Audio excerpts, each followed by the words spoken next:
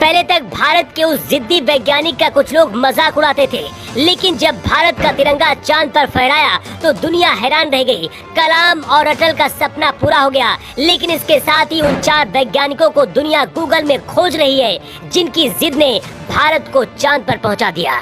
भारत को जुगाड़ से काम करने वाला देश कहा जाता है। एक बार तो अटल बिहारी वाजपेयी ने भी अमेरिका में कह दिया था कि हम जुगाड़ से कर लेंगे। पहले हिंदुस्तानियों का मजाक उड़ाया जाता था, लेकिन अब इसी जुगाड़ से भारत चांद तक पहुंच गया है। भारत के 4 वैज्ञानिकों के पागलपन ने दुनिया को दिखा दिया है कि अमेरिका, चीन, रूस जैसे देश जो काम 100 लोगों के साथ 2000 करोड़ खर्च करने के बाद भी फेल हो जाते हैं, लेकिन भारत 10 लोगों के साथ 500 करोड़ की लागत में ही चांद पर पहुंच जाता है। इस रिपोर्ट में हम आपको जो बताने जा रहे हैं उसके बारे में जानकर आपकी जुबान से सिर्फ एक ही शब्द निकलेगा, सारे जहां से अच्छा हिंदुस्तान हमारा। सबसे पहले आपको उन 4 वैज्ञानिकों के बारे में बताते हैं जिनकी जिद की वजह से भारत का चंद्रयान चांद पर पहुंच गया है। भारत दुनिया के उन देशों की एलीट क्लब में भी शामिल हो गया है जो चंद्रमा पर अपना मिशन उतारने में कामयाब रहे। ऐसा करने वाला भारत चौथा देश बन गया है। इससे पहले अमेरिका, सोवियत संघ और चीन ने अपने यान चंद्रमा की सतह पर सफलतापूर्वक उतारे हैं। इसी महीने रूस ने भी चंद्रमा पर अपना मिशन लूना 25 भेजा था और उसे चंद्रयान 3 से 2 दिन पहले ही वहां पर उतरना था, लेकिन वो क्रैश हो गया।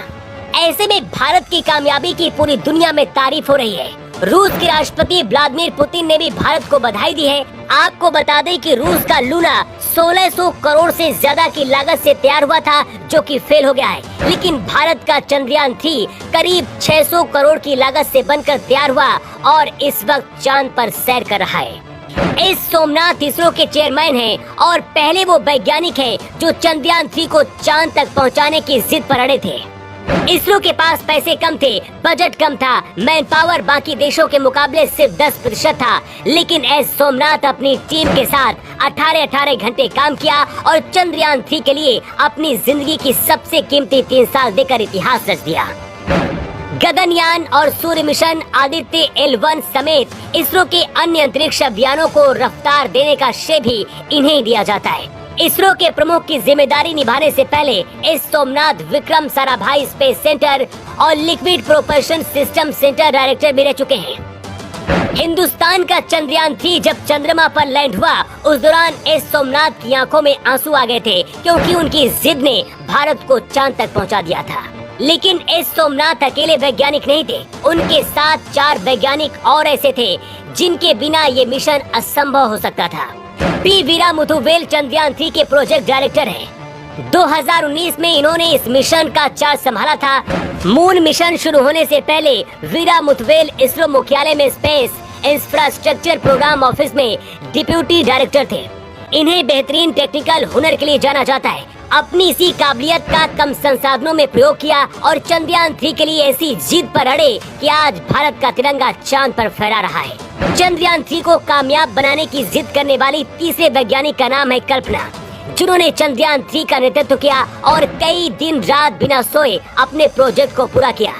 जब देश में कोरोना चल रहा था, उस दौरान भी इसरो की वैज्ञानिक चंद्रयान 3 के मिशन पर अपनी टीम के साथ लगी थी। इसी का परिणाम है कि आज भारत चांद पर पहुंच गया, वो भी ऐसे वक्त में जब आज भी कई देश कोरोना से लड़ रहे हैं। चंद्रयान 3 मिशन पूरा होने के बाद कल्पना ने कहा है, सालों से जिस मकसद को हम हासिल करना चाह रहे थे और हमें इस पल का इंतजार था, आज हमने बिल्कुल सटीक परिणाम हासिल किया है। ये मेरे और मेरी टीम के लिए सबसे यादगार पल है। हमने अपना लक्ष्य हासिल कर लिया है, भारत चांद पर पहुंच गया है। चंद्रयान 3 को चांद तक पहुंचाने में चौथा सबसे बड़ा नाम है वैज्ञानिक एम शंकरन युवा राव का। शंकरन सैटेलाइट सेंटर के प्रमुख हैं और उनकी टीम इसरो के लिए भारत के सभी उपग्रहों को बनाने की जिम्मेदारी संभालती है। चंद्रयान 1, मंगलयान और मंगलयान 2 सैटेलाइट के निर्माण में भी शंकरन शामिल रहे हैं, इसीलिए बुरा अनुभव भी उनके पास था।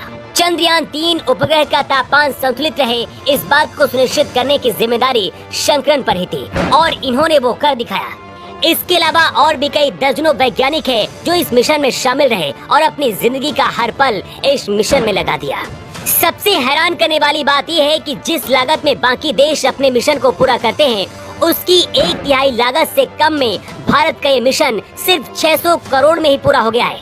इसरो खुद गर्व से आज दुनिया के सामने कहता है कि हम जुगाड़ से काम करते हैं और इसी जुगाड़ की वजह से ही इतने कम बजट में भी हम चांद पर पहुंच गए हैं। और भारत से 2 दिन पहले पहुंचने का दावा करने वाला रूस का लूना 1600 करोड़ की लागत से बना था, लेकिन ये वहां की सतह पर पहुंचने से पहले ही लूना क्रैश हो गया।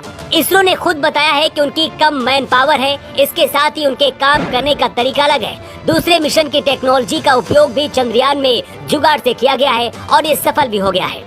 चंद्रयान 3 की कामयाबी के बाद अब बहुत जल्दी चांद पर भारत की बस्तियां भी हो सकती हैं, लेकिन इसके साथ ही डर इस बात का भी है कि अगर चांद में एलियंस या फिर कोई दूसरी शक्ति हुई तो इससे मुकाबला करना भी एक बहुत बड़ी चुनौती होगी।